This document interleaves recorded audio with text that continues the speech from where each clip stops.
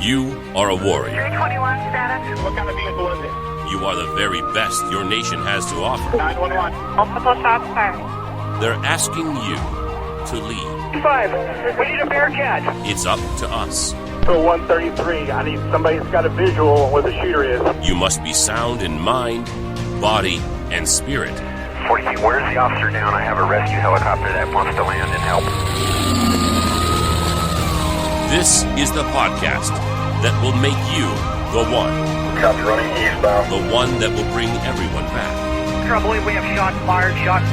Give me backup now. Because no one else is coming. We're going to have an officer shot. 100 block of East Street. Suspect is down. This is the Squad Room.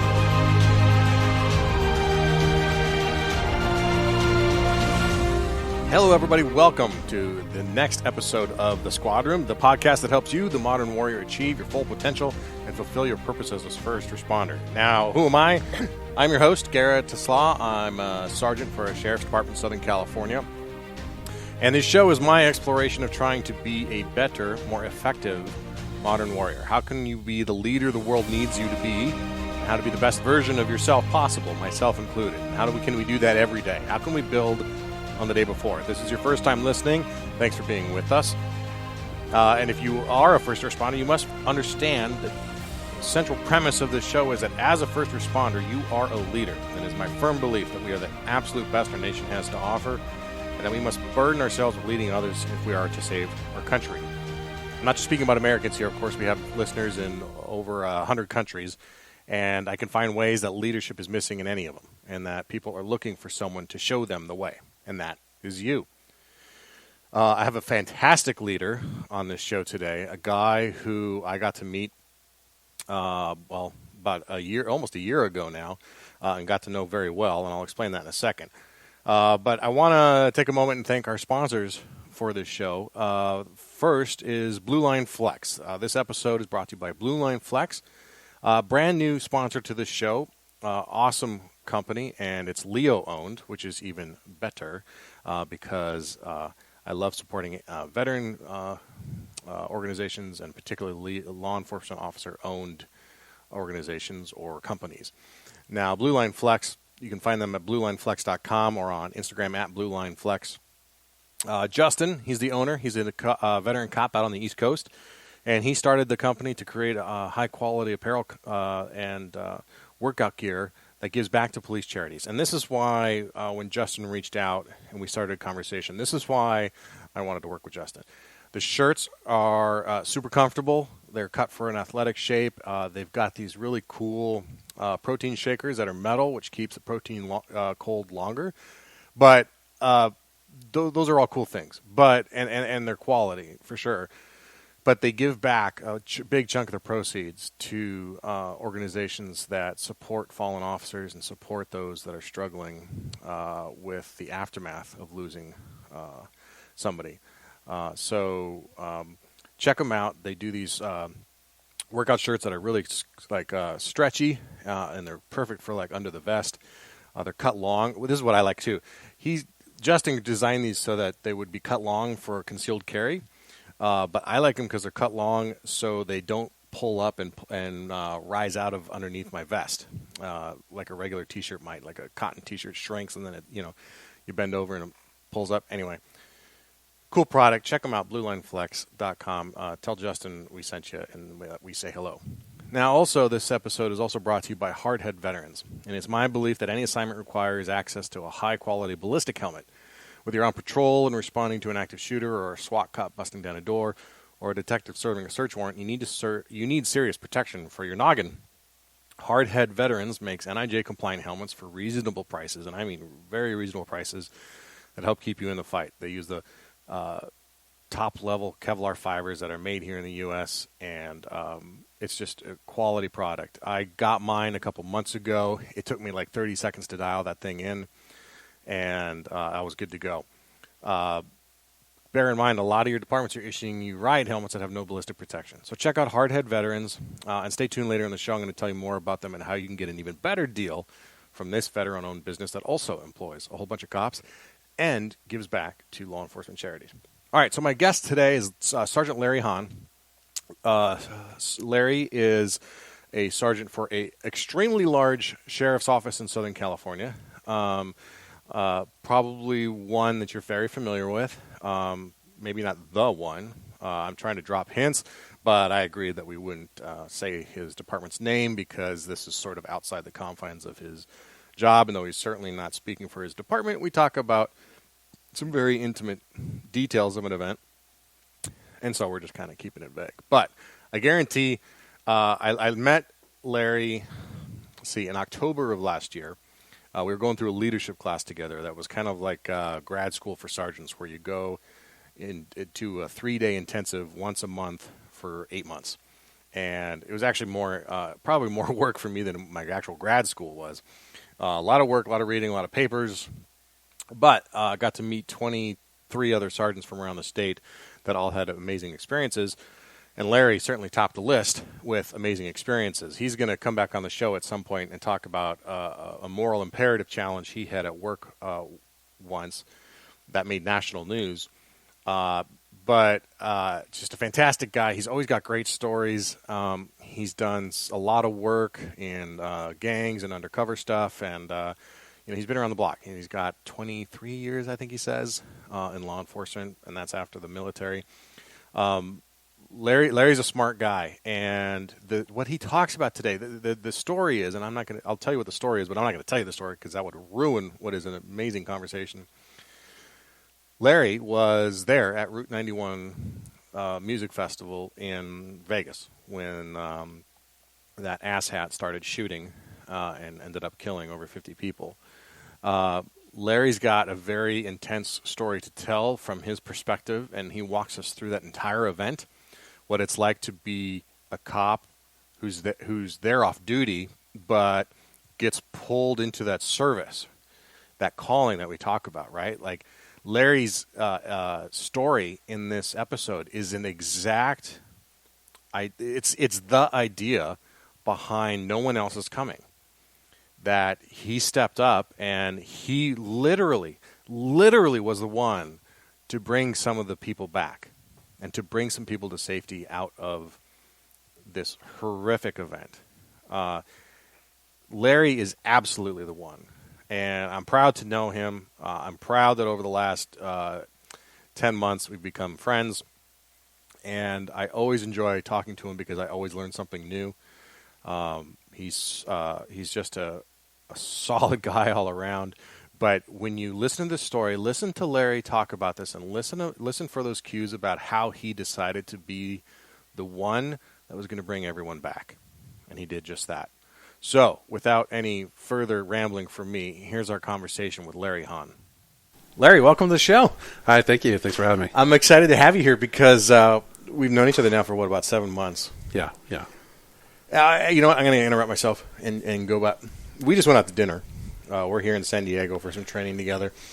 And we went out in Little Italy and gorged on some pretty ridiculous pasta and lasagna. And I'm pretty sure I can't breathe right now. Yeah, me either.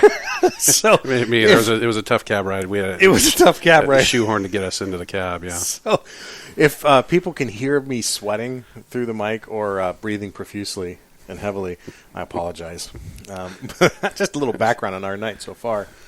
But no, so we've known each other about 7 months. We're in this leadership class together for sergeants, which would imply that you are, in fact, a sergeant. You are a sergeant, right? I am a sergeant, yes. Okay, sure. That would have been awkward in the introduction. And we'll get to why I have you on. But every time we talk and you raise your hand in class, my mouth usually ends up on the floor for one reason or another because you've got either some amazing insights or a story or a background that just kind of blows me away and is not something, I guess. I don't know. It's one of those good reminders that there's lessons all around you and that you can learn from everybody around you. And you've told some stories that we that are really impactful, and I hope we can bring those on at a later date. Your department's going through some stuff right now that we can't speak on those things, but we have an even more amazing topic to talk about today. But I want to go back and start with your entry into law enforcement. It's kind of a generic, corny question, but what what brought you into law enforcement? Well, what really brought me into law enforcement, I grew up in a small town outside of Seattle, Washington. Okay. And initially I thought I wanted to be a firefighter. Oh, that's that would have been a actually- smart move. Yeah. Hindsight being 2020, that's probably what I should have did. But I ended up being part of an Explorer program in Washington. Played football and being a resident firefighter, EMT, IV, defib tech, going to college to be a paramedic. And it wasn't until I did a ride-along with the police department that I realized that's what I wanted to do. Some people joke about it, about fire department staging and things like that. But what I found sitting on the engines and in the ambulances was it was hard on me sitting back and watching cops be beat up. And the things that were occurring and not being able to help them, I felt frustrated. So it wasn't until I did my first ride with a small PD in Washington that I knew it's what I wanted to do. I was addicted. And that's kind of how it started. I decided to join the United States Marine Corps, stopped going to college because at the time I was 19 and you had to be 21 to be a police officer. And I had always had this desire to want to be a Marine. Okay. What was the desire? My real father, who was killed by a drunk driver when I was 3. My mom remarried when I was 8. My real father was in the Army, and then my mom remarried when I was 8, and that man was a gunnery sergeant in the Marine Corps. I called him Dad. And so to me, he was an important figure in my life, and he was always, all about the Marine Corps. He was a gunnery sergeant. And I ended up given that a try. I felt an internal desire to want to serve my country. I thought the Marine Corps was the way to go about it, and actually went in to get an experience. I didn't want it to be easy. I wanted to be an 0311, which is infantry. That was my desire. But as luck would have it, once I entered, life just had a way of taking care of me, and I was actually selected to do presidential security up at Camp David in the White House. So not Secret Service, but you're one of the guys in. Pardon my ignorance on this topic, but like you see them on TV, right? When he's coming and going from like Marine One, and they're the crisp dress uniforms and holding the doors, like that sort of stuff. Yes, yeah. Marine One is actually the HMX version, or what they refer to as HMX. And then you had the guards who worked at the White House, and then you also had Camp David also. So a lot of times it may not be. A lot of times it was dressed blue and whites. Sometimes it was camis and shotguns and things like that, doing actual security, and not so much in a garrison or dress type of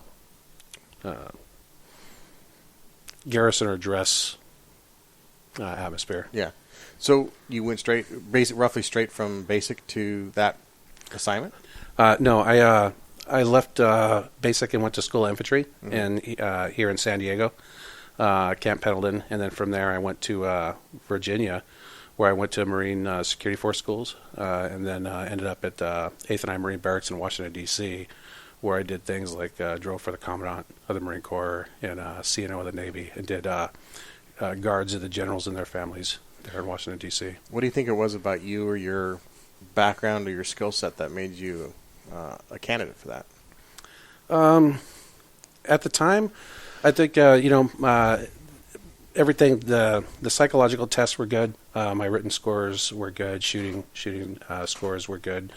Physical fitness was outstanding. But I think it was more just, the mindset, your mind, who you are as a person. The psychological testing, I think, probably explained more about me than I understood at the time. Years later, I think I get it now. I've had time to reflect over the years. But I really think it came down to who I was as a person that the psychological testing picked up. Did it ever cross your mind that you join the Marines and you'd be protecting the president? No, I went in thinking I was going to be, fast roping out of helicopters, which I did get to do later on. But I wanted to be on boats and carrying a rifle. And what president were you protecting? This was during the Clinton administration. Okay, so you were there in the 90s. Yes, and there was a lot of activity going on around that time. So 4 years, or how much time did you do in the Marines? I did 4 years. And then you were ready to come out. You're of age to become a cop. Once I left Washington, D.C., you had to do a primary tour of your MOS, and they shipped me off to a beautiful town called 29 Palms here in California, yes. And spent some time out there. I was there to interject for anyone who's not from California, describe how how not 29 Palms-ish 29 Palms is. It's all desert, no water. Temperatures, could get up in the usually hover around the 115 to mid 120s. It sounds like a lovely area, but literally there might be 29 palms in that entire county.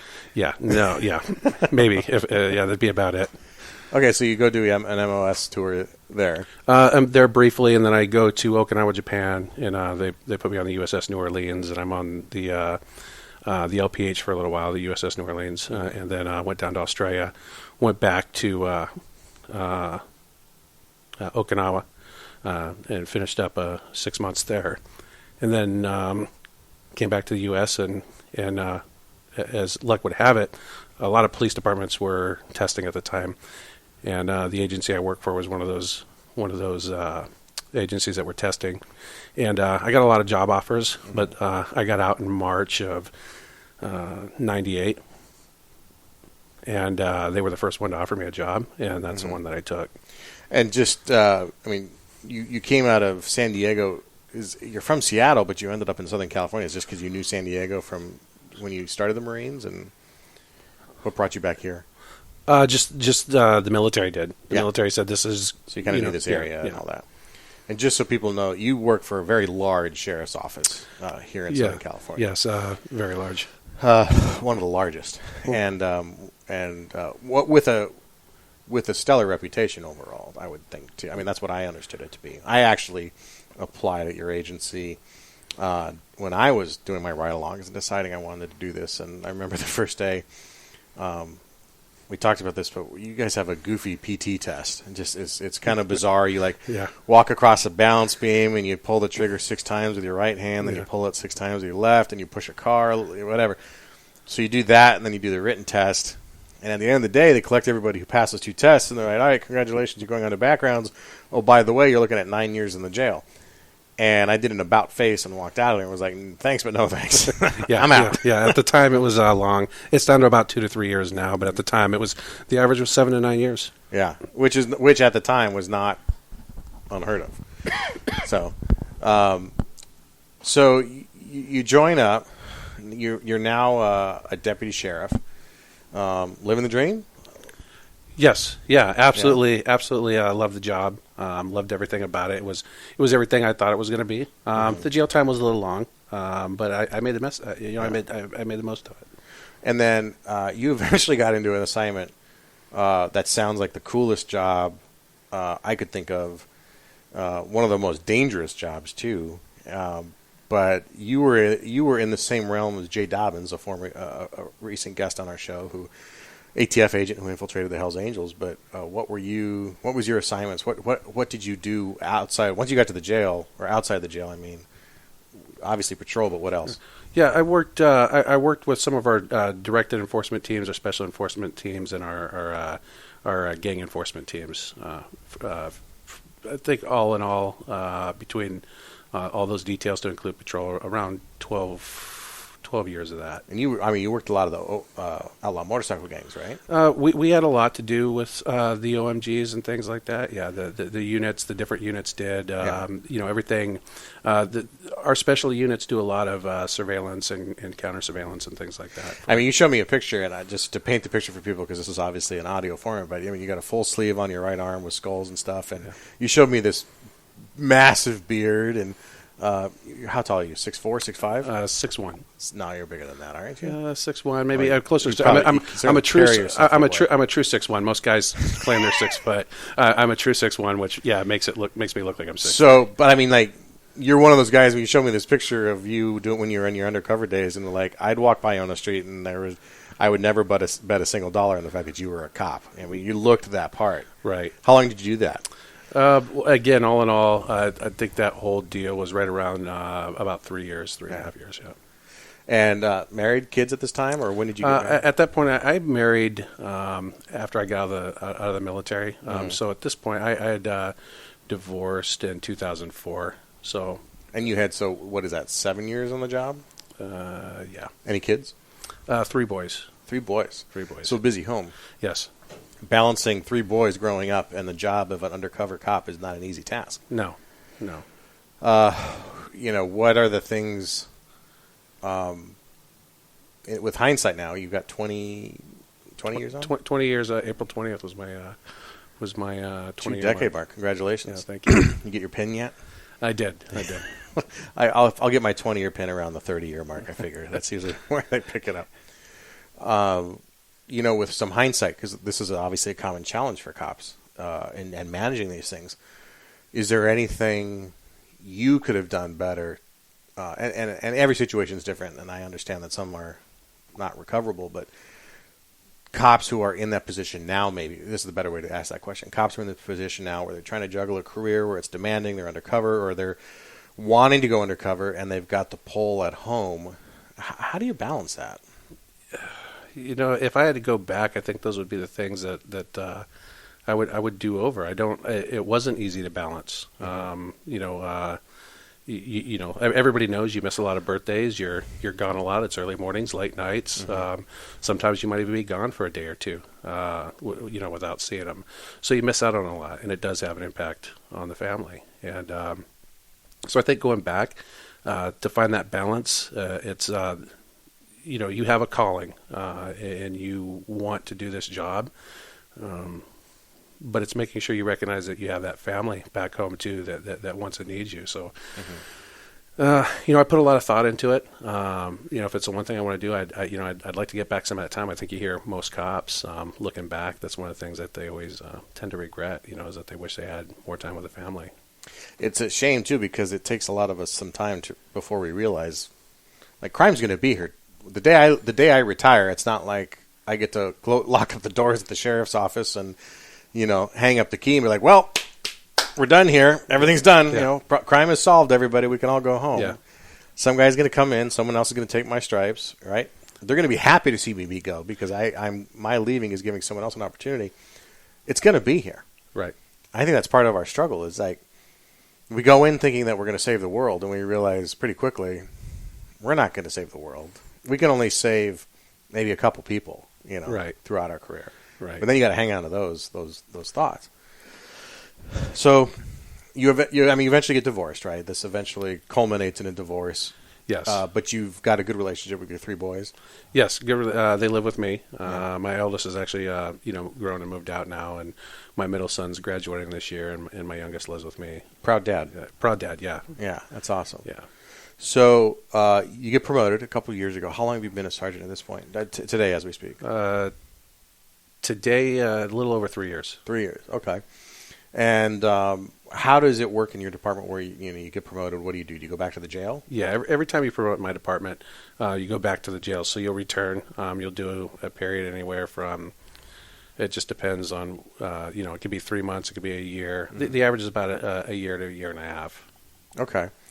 So, and then you have moved from the jail, and you eventually get moved into training. Yes, assigned to our training bureau. Yes, so you're doing a lot of in-service training on guys, and I know we're tiptoeing around your agency, but just for some considerations. But I went to sergeant school, what we call here in California sergeant school. It's a 2-week course for it's like the bare minimum basic supervisor's course when you get promoted, right? And then we call it the How Not to Get Sued, right, course, right? 2 weeks of some real basic liability training, some real basic leadership training, and then watching Band of Brothers and Saving Private Ryan, I think, right? Or When We Were Heroes, maybe.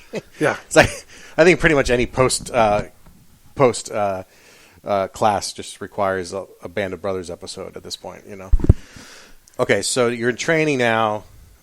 Enjoying this job? Challenged by this job? Love everything about this job. Wow. How often do you hear a cop of 20 years on say that he loves everything about this job? Yeah, it's everybody says this, but it is just as rewarding. I oversee or help oversee about 135 field training officers. Mm-hmm. My agency has anywhere from 75 to 105 trainees in operations at one time. So developing the FTOs, it's very rewarding. So you get a lot of sense of purpose now at this point in your career from guiding the new guys forward. Correct. That's something I talk about a lot on the show is, and I know you've listened, but this idea that we as frontline supervisors right now can have the most impact when we train our FTOs well and we train our new guys well, because I'll probably be working for one of those new guys someday, but someone else certainly is too. And if we can get them into the right mindset and the right thirst for knowledge in year 1, and they get promoted in year 10, and then they start passing that information on to their troops, I mean, you start to think about the lives you can affect, right? Yes. And theirs becomes a real calling within the calling itself. Yeah, especially today, the challenges we face in law enforcement. When I hired on and I went to operations, our FTOs at the time had 12, 14, 16 years on. Mm-hmm. And the average field training officer today has got 12, 13, 14 months on. So there's been this degradation in training and dilution of information that's passed down. And so my goal, my focus has been to kind of reinstill that experience on this younger generation of FTO, that sense of purpose as far as what it's like to be, an experienced FTO who's been there a long time, and so that's important. Absolutely. I mean, that is really being the one, right? Being the one to bring others back and to guide and lead. Yep. So you're in this position for a little bit, and then go to last year and take you there, and you round up some friends and you decide to take a trip. It was end of September, beginning of October. I had actually earlier in the year, so tickets had gone on sale for a concert, and I bought 2 tickets, and they were VIP tickets, and had decided I was going to go.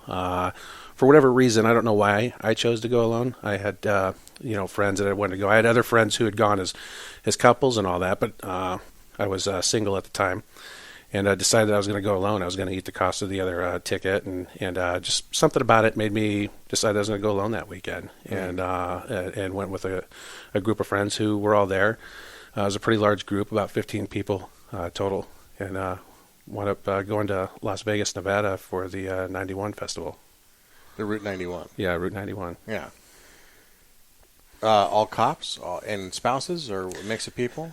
Yeah, it was all police officers or retired police officers and their spouses. Mm-hmm. So you guys drove out, and you're looking forward to this festival. Who was the act you were most looking forward to? I was looking forward to all of them, you know, but Aldine, Aldine obviously was the big headliner. He was closing out the tour Sunday night, and but I liked them all. So walk me through that Sunday and what, because this is and I'm not going to interrupt you much here because you tell it so powerfully, but it's such just the story itself, it stands on its own. Yeah, so that Sunday, the night before, I had gone out with a group of friends. It was a great weekend. The thing I remember most about the weekend was everybody was having a great time. There were no issues. I was there for several hours, all 3 days. I didn't see any fights. I didn't see any arguments. People just having a good time. Every single person there was just having a great time. It was a fun, friendly crowd. Like I said, people had been drinking. But outside of that, I just remember, everybody having a good time. And I'd gotten there earlier in the day, around noon, and most of my friends showed up late. They wanted to. We were at the Mandalay Bay the night prior, and we spent.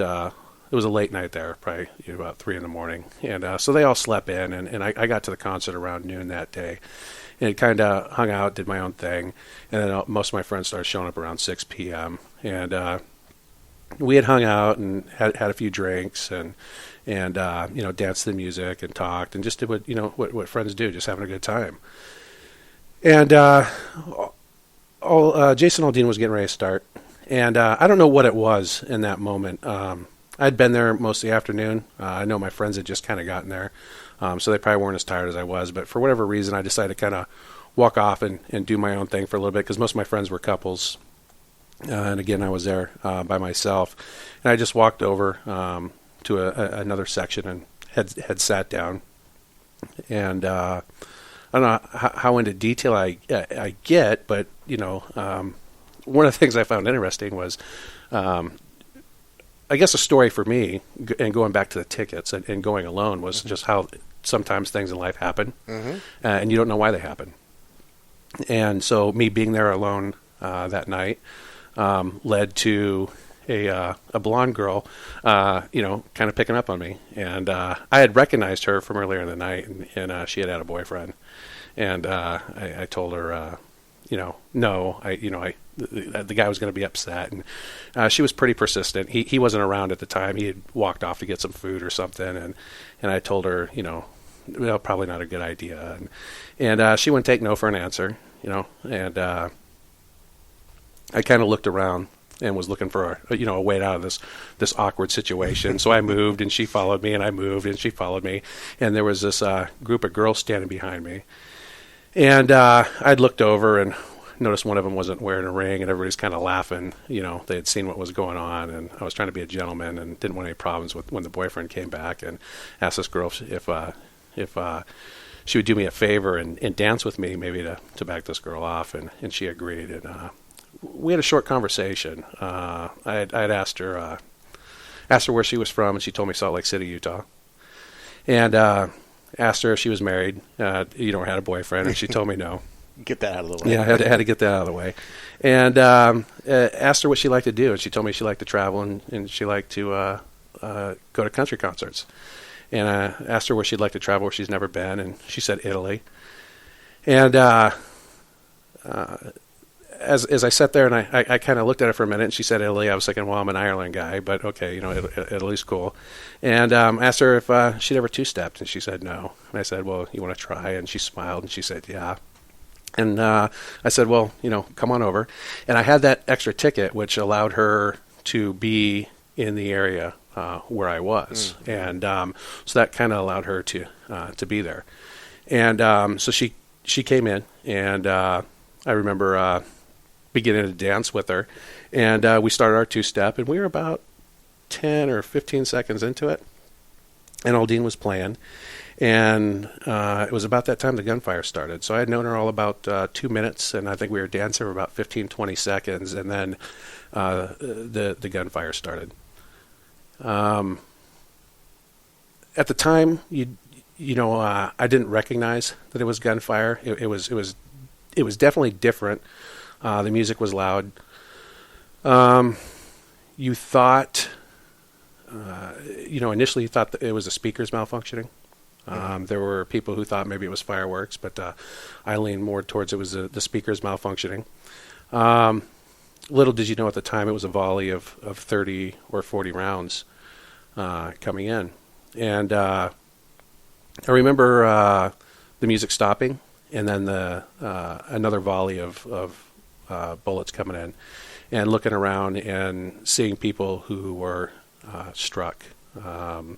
There were a few people around us that were shot and killed. And I remember seeing the look in their eyes as life was leaving their bodies. And again, it was still a moment of shock, kind of comprehending, like, okay, this is what I think it is, and then trying to assess what the plan was going to be. And it was about the third volley of 30 or 40 rounds that were coming in when, the majority of the crowd began to react, and people began to lay on the ground. And I remember laying on the ground next to this girl, and her name was Jen. And I remember laying there and trying to help the people around us who were shot, and asking who could, if they could walk, if they couldn't. There were people doing CPR on people nearby, and at one point, the guy next to me who's doing CPR on a guy, there's another guy helping him. Another volley of rounds come in, and one of the guys who's doing CPR is shot in the chest. So you watch this happen. So yes. This guy takes a round in the chest as he's trying to help somebody else. Yes. And there were two guys actually, working on him. Mm-hmm. And as that's happening, the sound of the rounds are very distinct. The snap overhead, the tink tink tink as it hits the metal stage. You can hear these nearby. Things. Yes. The sound of ricochet. everyone is very distinct. I put it to like being next to, I don't know how many people have been next to a car fire or a fire, but you can only get so close, and at some point it pushes you away. People talk about fight and flight and things like that, and at no point I kind of put it as both. It was fight and flight. It was both. Mm-hmm. Nothing about it. In that situation, nobody knew at the time that it was 400 yards away or 36 floors in the air. That most people felt it was multiple shooters. I think that had to do with the echo. I think the music, that the sound of the bullets being drowned out by the music, and then the music stopping made it sound like it was closer. So how you internalize or process the information at the time was always changing based on the environment around you. Mm-hmm. So I think that was one of the harder things to figure out was what was going on. And as I'm sitting here and I'm seeing this, and I'm helping some people making sure they could walk and giving directions to some young ushers who were very brave. And I think you look at all the people. You look at all the people that get a lot of credit. I could tell you that the ushers, the staff at the event, was a very young crowd, and very brave for their age. Mm-hmm. And to me, they look 20, 21 years old. For their age, to take direction the way they did, to help the staff the way they did. I just don't think they get training like law enforcement or military personnel, but they were young men and women. And I mean it when I say 19, 20, 21 years old. Panicked, I think, like everybody else, and rightfully so. But at the same time, they did their job exceptionally well. So I was impressed with that. Was this a thought you had after the fact, or that, like, as this was going on, you recognized these people were jumping in? I recognized it was happening. There was a little confusion. They were misleading, though. Some of them felt like it was fireworks, so it was like getting them to understand this is gunfire. Some were being ushered into the direction of gunfire, again, not knowing where it was coming from. You felt kind of, locked in. You didn't know where it was coming from. Where to go. Right. And so in that moment, I remember laying there on the ground next to this group of people and looking them in the eyes. And I remember Jen, the girl I was dancing with, looked at me and she said, I have 2 small kids at home, and they can't grow up in this world without me. And it was in that moment I thought about my kids. I'm a single father. And it was in that moment that I knew I wanted to make them proud, and that I couldn't let anything happen to those people. And I'd only known them for 2 minutes. And I went from laying by their side over the top of them as another 30 or 40 rounds came in. And that went on for about 2 volleys, or what I refer to as 2 volleys. I don't know if he was changing guns or magazines. I don't know that all the facts are out there yet. But I felt the need that I had to do it, and I remember thinking, just make your kids proud, and this is something you got to do. It wasn't about leaving them there. I didn't know these people, but I felt the need to want to protect them. Mm-hmm. I think that's a natural and understanding instinct. I think most any cop can relate to that idea, or at least we hope we can. Because there's only a handful of cops now who've ever been involved in Las Vegas. But you hope that you're that guy, when the time comes. So you're lying on the ground with these girls. What happens next? Do you go find your friends? Do you know they're cops that got themselves taken care of? Do you get these girls out of here, or do you hunker down in place, or what do you do? No, the initial mindset was that I knew that where we were, we couldn't stay. Again, I put it to being next to a hot car fire. There was nothing you were going to. It was the only way I could describe it is a fight and flight mentality. Mm-hmm. You weren't allowed to have a firearm in the venue. Wouldn't have done any good anyway. No, and knowing that it was 400 yards away and 36 floors in the air. You might have felt a better sense of purpose or a sense of direction if you had a firearm to get out of there. But yes, you're right. Right. But there are things that you live with. I remember the thought of relief as the gunfire shifted from my location onto other people. And it's a guilt. It's survivors' regret or remorse. It's something I'm not proud of. It's something I work through to this day because you feel guilty over the relief. I mean, to me, these people were my heroes. Some people claim that I'm a hero and I protected them, but I don't feel that way. I feel like a victim. I think like everybody else who was there, I think those people who lost their lives or are my heroes. But and I mean that. And in those moments, not knowing what the outcome was going to be, I don't think anybody really knew. Nobody expected to leave there.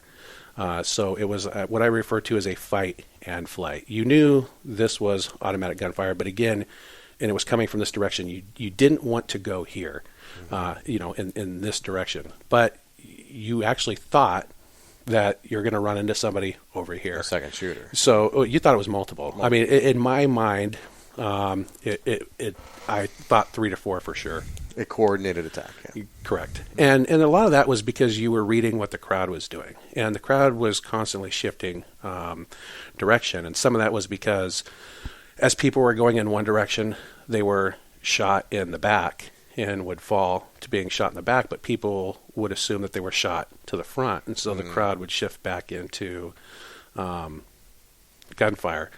Or somebody who was shot a minute or 2 minutes ago would succumb to their wounds and would fall, and people would think, oh, they were just shot, and then would shift again. So it took, I would say it probably took about, minute 3 or 4, maybe even 5 before I realized, okay, the bullets are coming from here. And that's when I had to shift the group of people I was with and protecting to go in front of me, because I realized, okay, the bullets are coming from behind us.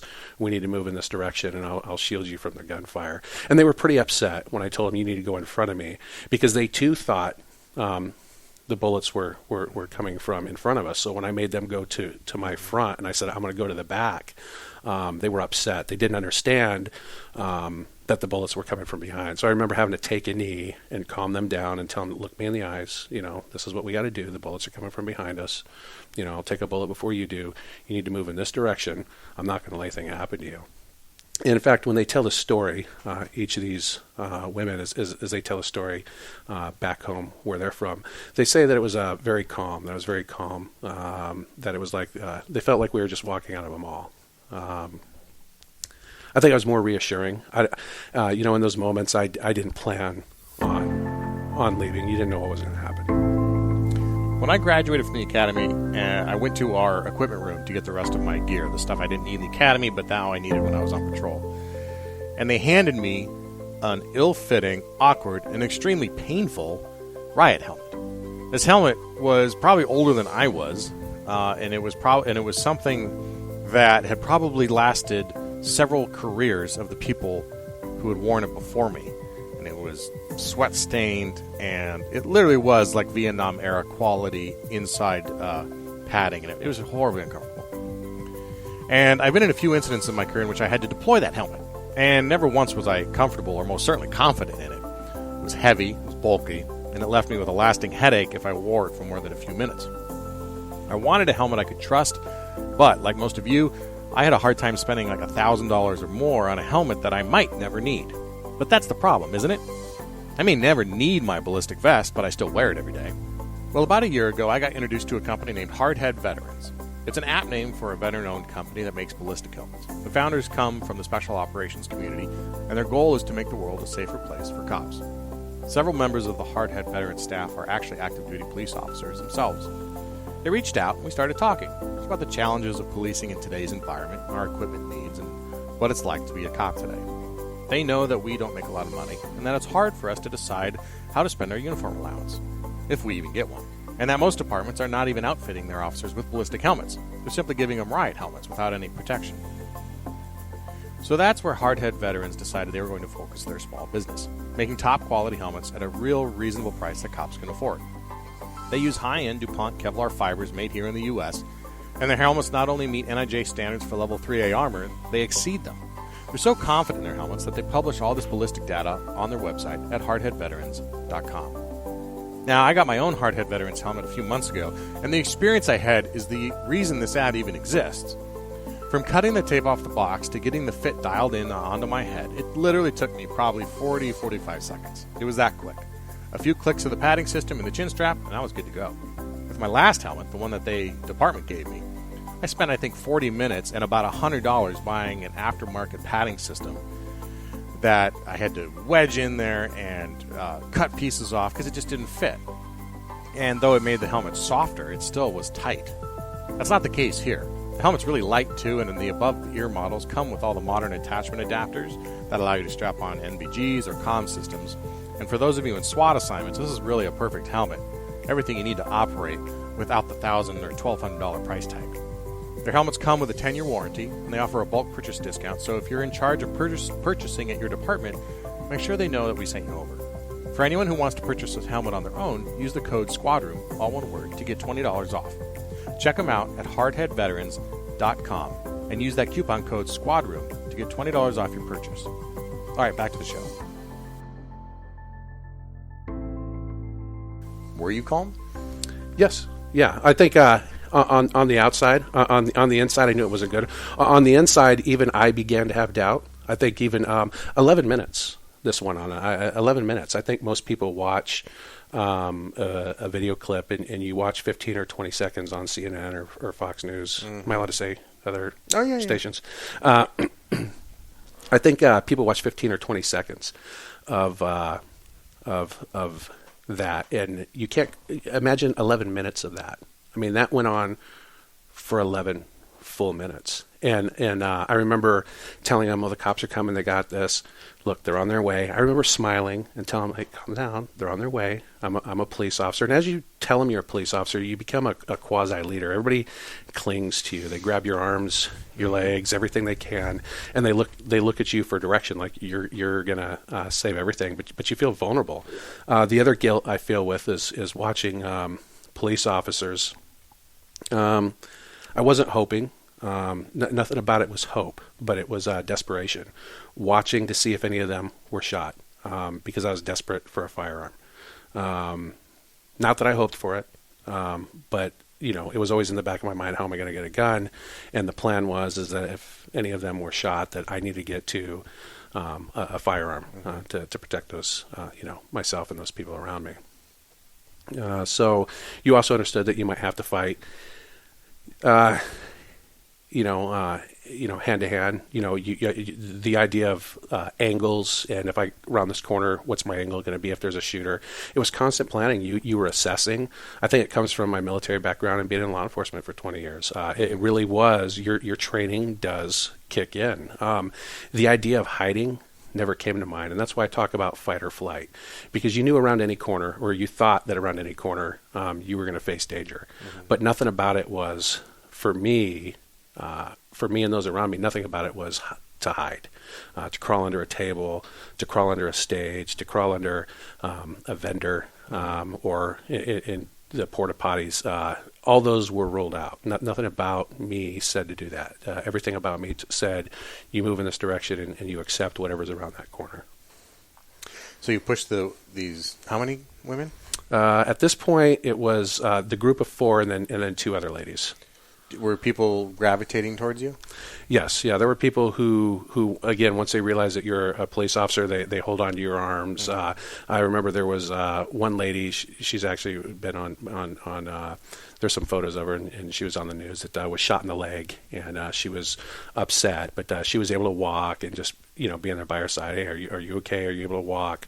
Because you're doing a triage. I mean, of everybody, and making sure that you can help those who you can help, and the ones you can't. Again, it's I put it to being like next to a hot stove. It just got too hot that you couldn't stay there. Yeah. So what happens? Did you guys get out of the venue and regroup at a hotel? Do you just leave them at the street and go back? Yeah, what ended up happening was we got to the Tropicana Hotel, and I was standing on the outside, and I began to do what we in law enforcement call a roll call. Maybe every agency calls it something different, but we do a roll call. I sent out a group text with the group, the group of people I was there with, to make sure that they were okay. And as that's happening, I'm prepared to go back inside, and that's when the group of people I'm with, these girls begin clinging to my arms, begging me not to leave them. One of them actually calls her husband, and their husband wants to talk to me on the phone and is asking me not to leave them, telling me that they're, 2 of them are sisters, one's a grandmother, they're all mothers. Pretty intense. They're all married. Yeah, it's a lot of pressure. And So I wasn't expecting that. And so I was torn. In that moment, I was torn, and I wanted to make sure that my friends were okay. And as the text began to roll in that people are okay, I began to learn that some deputies who had worked for me or had worked for my agency, one had been shot twice in the chest and the leg. Another spouse of a deputy who had worked for me, his wife was shot. And I just remember the emotion coming over and the need to want to pry these people off me and get back in there. And the decision at the time was to go back in. And that quickly changed. And what happened was people began to run out of the Tropicana Hotel and were reporting an active shooter inside the hotel. And the crowd was flooding out. And then moments after that, the same thing happened at the MGM Grand, and it began to work its way down the strip where people were saying, oh, there's an active shooter. And what was happening, what you didn't know at the time, was that the people who were shot at the concert were making their way into these hotels and were saying there was a shooter and they were bleeding, and the people in the hotels didn't realize that it happened at the concert. So they assumed it was inside, and they were coming out saying there's a shooter inside, and that created mass confusion. And so my decisions to stay with this group of girls was the feeling of that I'd been there and helped them, that there were 4 girls at one point had even gotten separated, to want to stay and protect them, especially given the fact that, to me, this was still active and going on, like in the immediate vicinity. Again, not knowing that this was one shooter 400 yards away and 36 floors in the air, and everything we know about terrorism today, multiple shooters, maybe hitting one location to draw all your resources in, and then hitting another location while your resources are tied up. It would have been textbook, right? So textbook. So to me, it all made sense. To me, that's how my mind was operating, having been in the military, having been through my department's MACTAC training, terrorism, counterterrorism training, and things like that. This made sense to me, what was happening. Okay, this is drawing all the resources, and now things are beginning to happen at all these secondary and third locations. So you're struggling with this dilemma. I mean, by the time you made the decision to stay with them, do you know that your friend, your fellow deputy, and then the spouse have been shot? Yes. Yeah. At this point, I had just learned. In fact, I had already made the decision to stay with them had been made, and that's about the time that the information's coming in that this other shooter. That was the spouse. Did she survive? Yes, they all survived. So you stay with them, and how long till cops come to debrief them, or through the morning, or how's that go? No, I ended up. We ended up. So we worked our way down the strip. That's where I had my firearm. Was in my hotel room. I went back to get it and to protect them. Were you at the Mandalay Bay? No, I was down the street at the Monte Carlo. Okay. They actually were staying at the Mandalay Bay. That's where they were. So they didn't have a place to stay. And we worked our way down across the MGM Grand all the way out into the Paris Hotel.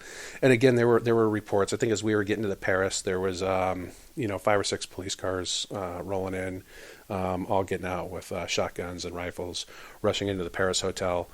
Whether or not there was a report, or maybe they just thought because it was the Paris Hotel and terrorism that they were just getting there to set up just in case there was a 3rd or 4th shooter, or, this was a distraction occurring down the street. And I remember crossing and getting to the Diablo Cantina, which is connected to the Monte Carlo, and everybody saying there was a shooter in the Monte Carlo. And that was the last. And we're quite a way down the strip at this point. Yeah. And I remember the crowd of people rushing into the Monte Carlo into the Diablo Cantina and crouching down under their tables and hiding. And again, that's where that fight came in. At that point, that's where the group of girls I was with, they say, find a table. There's a small hallway from that cantina that puts you into the the casino area of the Monte Carlo, but nobody knew that. And so it was at that point, again, this fight mentality came out that, I need to go stand guard at the front door and put up a fight for these people who are hiding under these tables, because my mindset was, if I could put up a fight at the front door, that the person's not going to want to come in here, even if I was to lose, that odds are they'll have enough and they'll move on. But I need to protect whoever's in there. And so I remember standing there for a little while, and nobody came to the door, but I stood at the door, guard, waiting to see if this supposed shooter who was at the Monte Carlo was going to come out. And then everybody was kind of frozen inside. And once I was confident that didn't happen, that nobody was coming out the front, I made the decision to clear that long hallway to get them into the Monte Carlo casino, and kind of took a look around. It was business as usual in there. Nobody was panicking. Surreal, I imagine. Yeah. So it was kind of like, okay, what's going on? But I think everybody was hypersensitive, and understandably so. But then, getting up to, getting those people to my room that night, making sure that all my friends, I called my watch commander, and we were told that, we couldn't go to the hospital, that they weren't letting anybody in.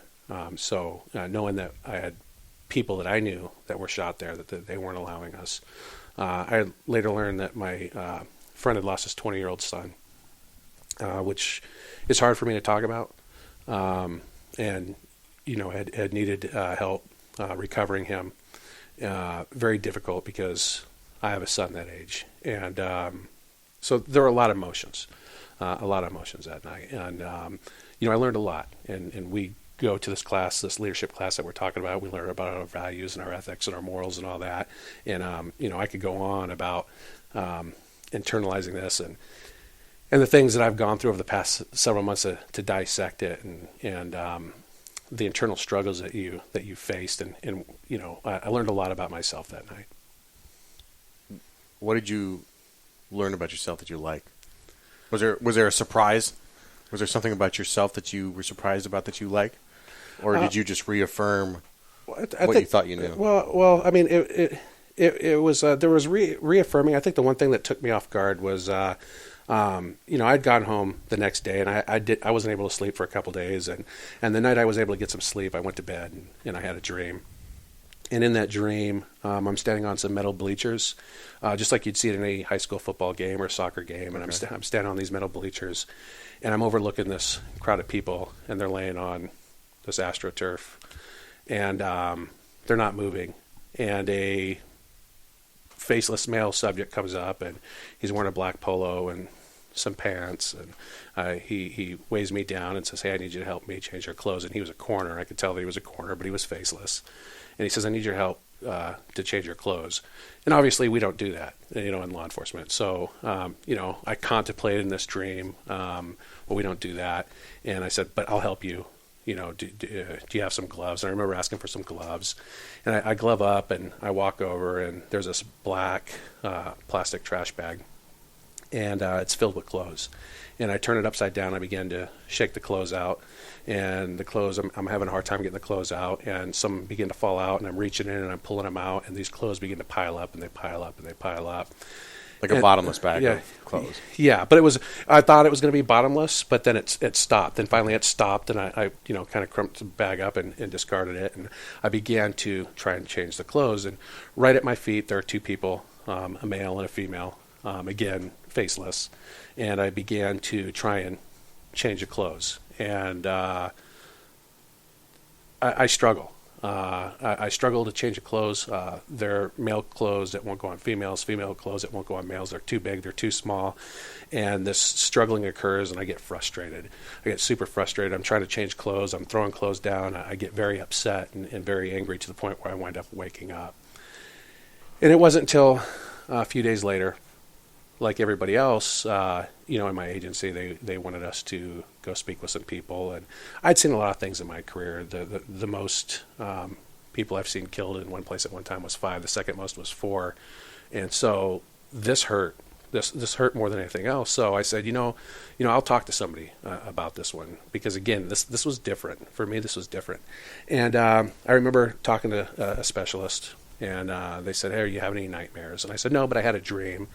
And they said, well, what was it? And I explained the same dream I explained to you. And they said, well, we could tell you what that means if you're interested. And I said, yeah, sure. If there's some meaning behind it, I'd like to know.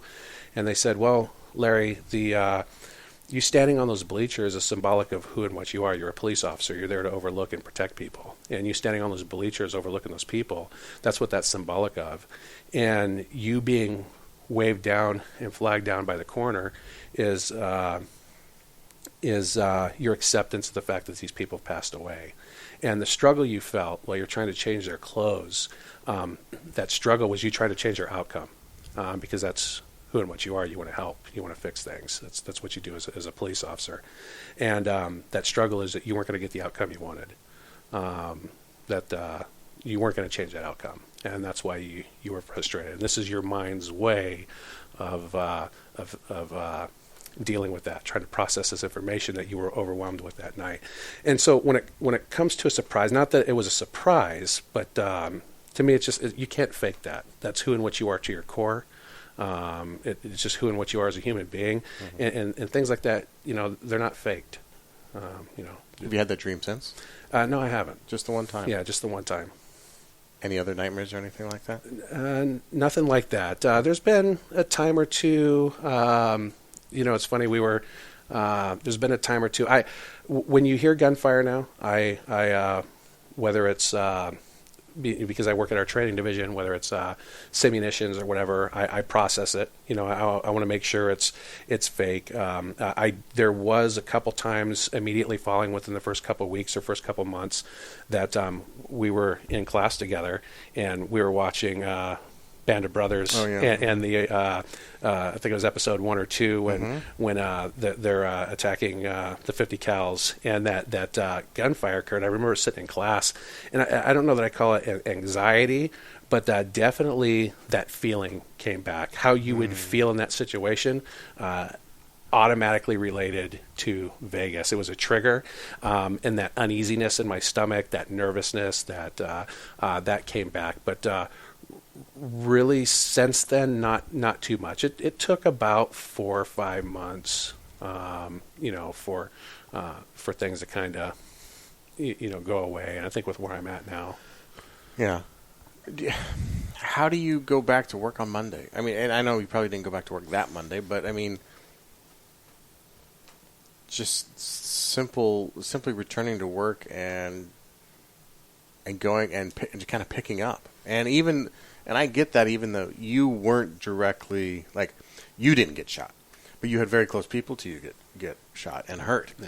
And the strength to just carry on. I mean, did you have to find some resolve within yourself? Did you just put it out of your mind? Did you, what was your process there? I thought I'd be able to go back. My first day back, I thought I'll be fine. And I remember walking in and looking at my partner, a fellow sergeant of mine, and then my guys. And I walked in, I looked him right in the eyes, and I broke down. I broke down in tears. I couldn't stop crying. I remember apologizing several times over because I thought I could do this. It's not going to bother me. Again, 20 years in law enforcement, or nearing 20 years at that point. Yeah. I thought, okay, I can handle this. I've seen this, and it hurt. And so I cried for probably a good hour and a half, thinking I'd be fine. Was it because you felt like you were with people who cared for you and wanted you safe, or was it because these were people that you cared about and you saw the potential that they could have been them?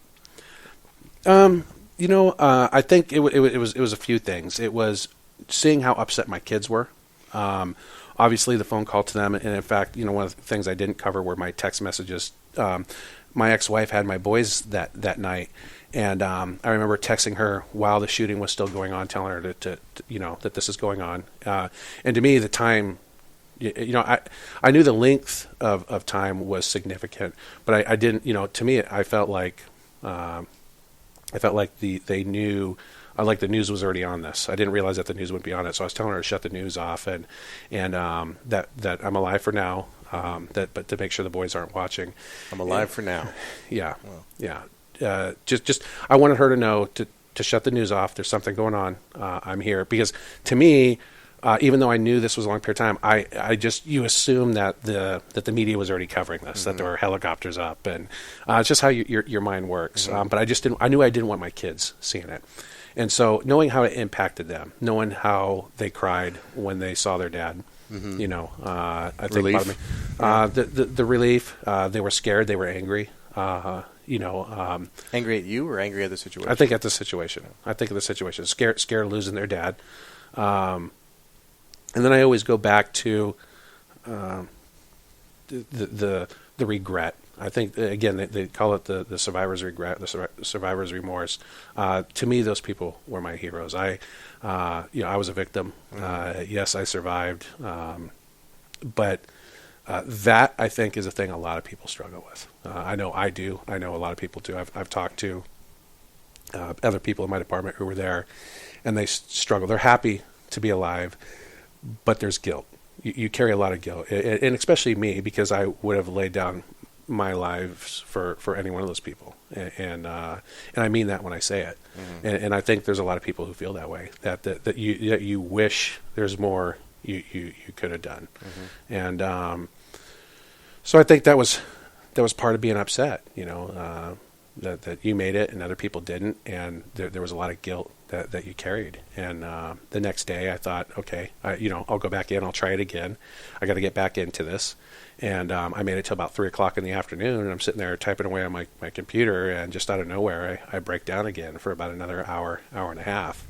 And it gets to that point where I can't watch the news anymore. Everybody's, and this is all that's on the news at this point. This is all that's on the news, and I can't even watch it because when you hear the gunfire again, they replay that 15 or 20 second clip. Nobody recorded for 11 minutes, and I don't think that's why people don't really comprehend what it was like, because nobody recorded for 11 minutes.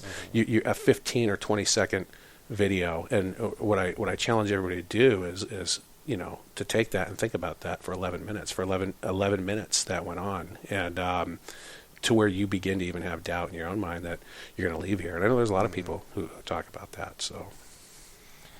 So the women you were with, and you get up to your hotel room.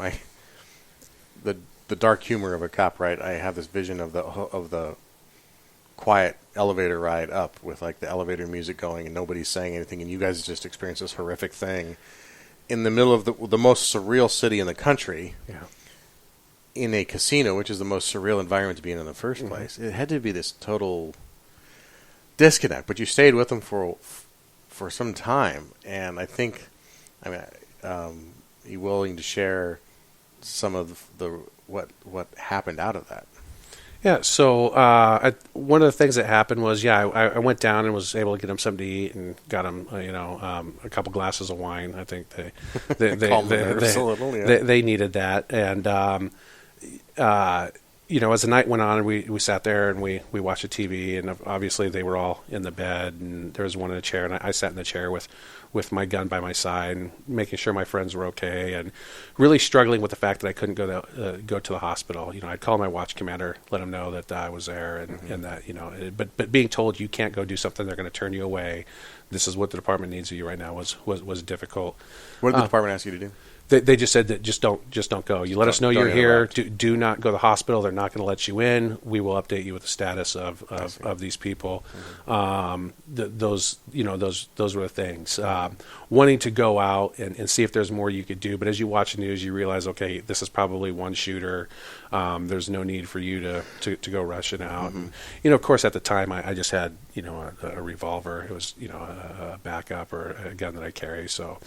Not much you're going to do with it. Not much you're going to do. No, and especially with automatic gunfire. So that was what that was. But the next morning when things kind of calmed down and things had settled and the dust had kind of cleared and everybody's still dealing with things, they decided, hey, we could get back to their portion of the hotel. it was an offshoot. So you have the Mandalay Bay. They were actually I believe it was the Delano, which is kind of right behind it. So they'd opened up the Delano where they could go back in. And as they were leaving, we had talked and they had thanked me. And Jen was very upset about letting me go. There was an instant connection. I think in that moment, laying on the ground, what you saw, as weird as it was, maybe it's a little crazy for me to say, but I ended up, falling in love, and I know she did too, and so what I saw was the innocence, and there was an instantaneous connection that I've never felt before, and you knew it in those moments on the ground, and then just the more time we were there together in the hotel room, even though she sat on the bed and I was over in the chair with a gun in my lap, watching the TV, it was pretty strong. You could sense it. You knew she wanted to be by me and I wanted to be by her, but it seemed awkward because you had just met and her best friends and stuff were there. But as she left in the morning and was going back to her hotel, they had thanked me. And since our dance was rudely interrupted, I had told her that I would promise that we would finish our dance. And we had an opportunity to do that at a country concert in Utah. I had gotten us some tickets, and we had gone up, and I'd actually written one of the music stars, Luke Bryan's, his manager, and had kind of told him our story, and was hoping to get a dance with just her and I, and we got some pit tickets, and I asked her to dance, and we were able to finish that, and things have been good. I've been back several times to Utah. She's been here to California to see each other, and so that side of things is going pretty well. That's an amazing talk about a silver lining. Isn't even the right word, because there was such this event, but it's more than that. I mean, it's something positive and growing, and is coming out of this, a light. Yeah. Well, I find most of my healing is being there for her and her friends. All of them feel that there's a connection, I think, for those people who are there. People tell you all the time, or amongst those of us who are there, people say, we can only imagine. And when we hear that, and I don't want to speak for everybody, but for me and the people I know, our first thoughts are like, yeah, you can imagine. And so there's a connection between those of us who are there. And even if I don't know those people, if I know they were there, I get goosebumps even thinking about it. Like right now, just talking about it, there's just this connection that and that you understand how they feel, how they felt, what they went through. And so most of them said, look, I can't talk to my husband about it. And they want to call in, they want to talk to me. And so I think we get our strength from being there for one another, from reaching out and talking to one another. The husbands have been nothing but great. Of the, Jen's friends who were there, I went up and watched, a Pop Warner football game for one of their kids, the following weekend, and had people come and thank me, people from Arizona, Colorado, Nevada, California, for what happened that night. So I got a lot of strength from just being there for those people and helping them. There's a correlation there, or a similarity, I think, to when an officer's involved in a shooting or a stress event or an IA that's maybe unfounded and stuff, where I can comfort them as best I can, but I may not know what they're going through. When you went back to work and people were trying to connect with you and comfort you, what were the things, what were people doing right or doing wrong? And I don't mean wrong like they were intentional, but maybe misguided. They were trying to help, but maybe, was there anything that people were doing or advice you can give to people when they want to reach out to a partner who's having a hard time with something? What are the right ways to do it versus maybe what the wrong ways are? Yeah, well, I mean, again, I don't want to speak for everybody. There was another lady who works with me at my work location whose husband is a sergeant, now lieutenant, just promoted. She was there. She had a hard time with it. She didn't come back to work for, I think, a month to 6 weeks. Really, what I could tell you is after this incident, I didn't want to talk about it. I wanted to be left alone. I didn't want to talk about it. I didn't want to hear people tell me, like, I can only imagine. because I don't think they could fully grasp what it was like to see that or what it was like to be there. And I think the biggest thing with all of that for me probably had to do more with I didn't want to hear about everybody else's little problems or similarities or this one time or war stories or things that they had been through. Those were triggers for me. Again, things that I would hear. That was the thing that I would tell people to kind of stay away from. To try and I can only imagine what you went through. And again, that's just me. I can't speak for everybody, but I will tell you that the one thing that really did, trigger me or bother me was the idea that life goes on for everybody around you, but the people who were there were impacted. So the little things in life, the deadline, that the boss has for something, hey, we got this coming up, and can I get you to do this for me? The biggest thing in the world to these people that you work for, even though my department was very good about, hey, take as much time as you need, this and that, there was always still those pressures of, hey, by the way, can you get this done? Yeah. All that was irrelevant. There was I think there was a bigger understanding of what's important in life following events like that, that it's life that's important, it's family that's important.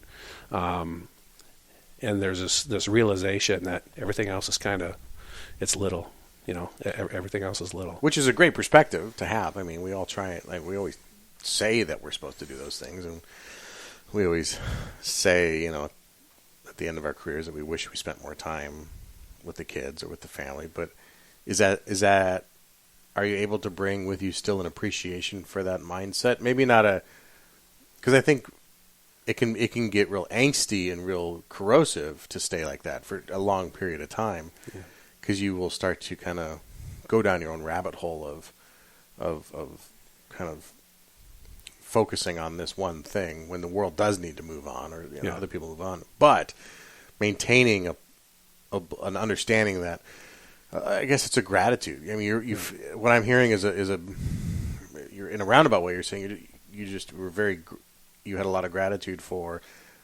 the everyday, the basics, the family, and the fact that you're here, and the fact that you've met Jen, and a lot of these other things that we sometimes mistake as important weren't important to you anymore. Right. Have you shifted, or has it shifted your mindset at all to any sort of a bigger sense of gratitude? Have you lost it? Is it, where are you at with that? No, I think where I'm at with it now is, I understand everything that's important. I absolutely pay more attention to my boys. I'm able to talk about it more now. I know initially my department wanted me to talk about it, and I didn't want to.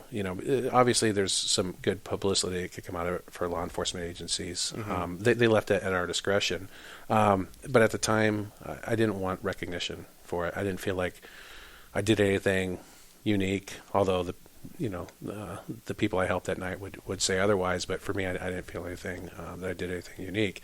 But my appreciation is just to be able to talk about it and to continue to help those people who were there, like to have these conversations. The things that I do in my agency is I now teach and I talk about this. I talk about understanding how you might respond, or what you think you might know about yourself, how all that changes, how you think you understand your values, your morals, your ethics. For me to have this experience, it was a good. I'm a deep thinker, so it was a good way for me to kind of assess myself and apply that to who and what I am in law enforcement, and my life makes sense. It's kind of driven me my entire life since high school football. What got me to where I am is doing the right things for the right reasons, and having the appreciation for what people call the little things and what are the big things. It's your family, and being there for people. The little things are the big things. Absolutely. Larry, I appreciate you your willingness to talk about it. I mean, when you first told this story, you're very open about it. I think there's a lot to be learned from just what you went through, but there's lessons in that for all of us, and the stuff you touched on, and how we can always find ways to lead others and be there for people we've never met. And that's one of the most remarkable parts of the story is you took it upon yourself to find these women who needed a guide, and you recognized that, and that's the role you took, and that's the role you've been taking your whole life. So I appreciate you sharing that with us and being on here and being willing to talk about it. Yeah, well, thank you. Thanks for having me. I hope it helps other people and gets them to understand and relate with, what happened that night. And I think it most definitely will, because, I mean, you think about, you're one of only a handful of cops in the United States who experienced that on the audience side, right?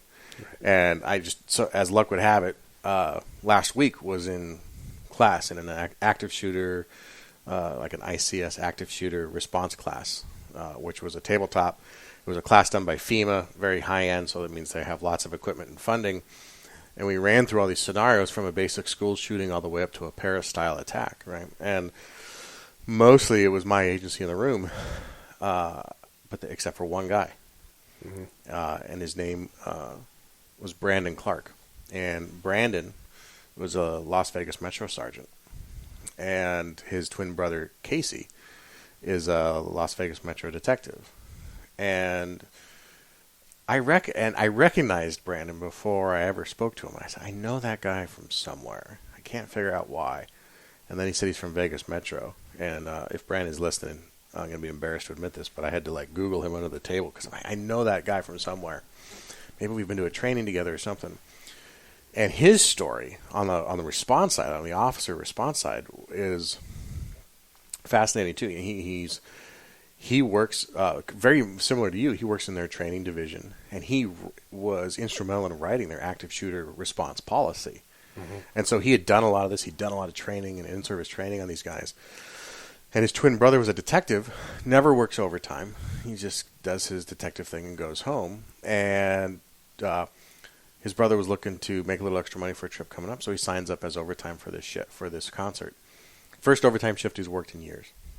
And figures it's a country concert. He likes the music. He'll go out there. He'll make some extra money, get to watch a show. Well, when the rounds start going off, Brandon gets the page. Brandon comes into work. He goes to the command post because that's where he's assigned as his job. And he's working the command post when I think a lieutenant or captain comes up to him and says, "Hey, just so you know, your brother's all right." And it doesn't register to him that he doesn't even know his brother's working. Doesn't register that his brother's there. So he brushes off the comment at first, and then a follow-up comment is made that he's at the hospital, but he's going to survive. And it turns out his brother was shot through the neck, and did survive. And I think it's going to make a full recovery. But it was interesting that here I was in the middle of Central California taking this class, and there's this one guy, and I think I recognized him because of the media coverage, because the fact that he had a twin brother and this dynamic got a lot of media. But here I am in Central California taking this one class at this Mormon church out in the middle of nowhere, and I start talking to this guy, and I learn this story, and he's got an intense story about that whole event himself, right, from the law response side. Yeah. And we talk to you, and we get this, and you can take that into a much bigger concept of all the people we interact with, all the people that we touch in our lives, have something. And it's probably not as big as Vegas, but there are people we interact with every day, we pass every day on the street who were at Vegas, or maybe were in Paris, or had something major event in their life where their life shifted. And it's, I think, one of our things that we have the ability as law enforcement officers to touch people's lives in such a positive way when we take that oath and we take that energy seriously, and we can do what you did, which is direct 6 women towards safety. Yeah. Awesome stuff, man. Yeah. Thanks for being here. All right. Thanks. Yeah. If it's the one thing I'd say, I think it was Teddy Roosevelt who said, "Fear is reaction and courage is decision," and that's true. I believe it was Teddy Roosevelt who said that. But if it's not, I love it because I love Teddy Roosevelt. Yeah. So that's a good one to end on. Thanks for being here, man. No problem. Thanks for having me. All right, if you like this episode of The Squad Room, please consider leaving a review on iTunes or on the podcast player of your choice. It helps support the show and helps us spread the word. Also want to thank Blue Line Flex, law enforcement-owned clothing apparel company, and Hardhead Veterans for their support of the show. They help us keep the lights on here, pay for the servers, do all that sorts of stuff, and they give us the opportunity to go out and do some bigger things that we're going to accomplish this year. I know that episodes have been sparse over the summer. A couple of you have commented or sent emails. I'm sorry about that. It is what it is with summer and the kids and all that going on. Lots of stuff happening as well. Studying for 2 different promotional exams. But more exciting even than that is that I have a TED Talk that's going to be coming in September, which is both absolutely exciting and completely terrifying all at the same time. That'll be available online a couple weeks after it's done, so we'll about in October we'll be looking for that. But I am in intense writing and study and practice mode, and that is taking a lot of time on top of just going to night shift and everything else. But appreciate everybody who's been checking in and making sure that I'm still alive. If you aren't signed up for our mailing list, make sure you do that too. Go to our website, thesquadroom.net. You can sign up for the mailing list right there. Or if you text The Squad Room, all one word, to 44222, we can get you signed up right from your phone. If you're on Facebook, go out to Facebook, search the Squad Room group, Squad Room Podcast group. We have a closed group for law enforcement people only and people aspiring to be in law enforcement. We answer questions, lots of new guys in there asking questions, veterans sharing ideas and tips, and I'm in there doing live stuff every so often, and we'll be doing more of that Facebook Live stuff as the summer progresses and as the podcast progresses. But that's all I got for now. Until next time, everyone, take care of each other and stay safe.